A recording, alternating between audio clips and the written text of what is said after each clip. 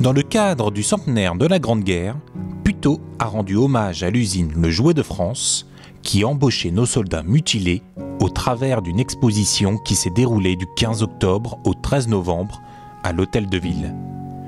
Comment le sculpteur Gaston Le Bourgeois, réformé suite à la perte d'un œil, a-t-il pu concrétiser cette idée avec l'aide de son ami François Carnot, officier de l'armée française et petit-fils de Sadi Carnot, président de la République de 1887 à 1894. Ils s'appréciaient mutuellement, c'était vraiment un binôme. Mais c'est Gaston Le Bourgeois, notre grand-père, mon grand-père, qui est allé voir François Carnot et qui lui a soumis ce projet. Il a prêté sa maison, avenue Montespan à Paris, avec la maison de son beau-frère qui était juste à côté. Et au bout d'une année, ils ont donc pris un terrain qui appartenait à son beau-frère, chez vous à Puteaux. Et c'est comme ça que c'est parti et que ça a eu beaucoup de succès. Le but était de contrer la fabrique des jouets allemands.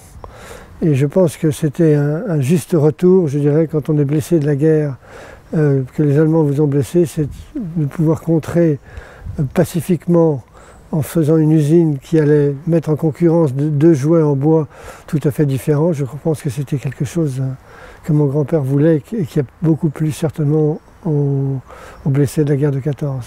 Il y en a qui, grâce à ça, ont pu reprendre un petit peu goût à la vie active.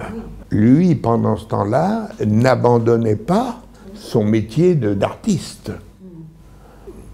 Le bois, vous savez, c'est un matériau noble. Il ne faut pas croire qu'on prend un bout de bois comme ça, puis que non, on le regarde, on le caresse, on regarde dans quel sens il faut le prendre pour que tout se passe bien.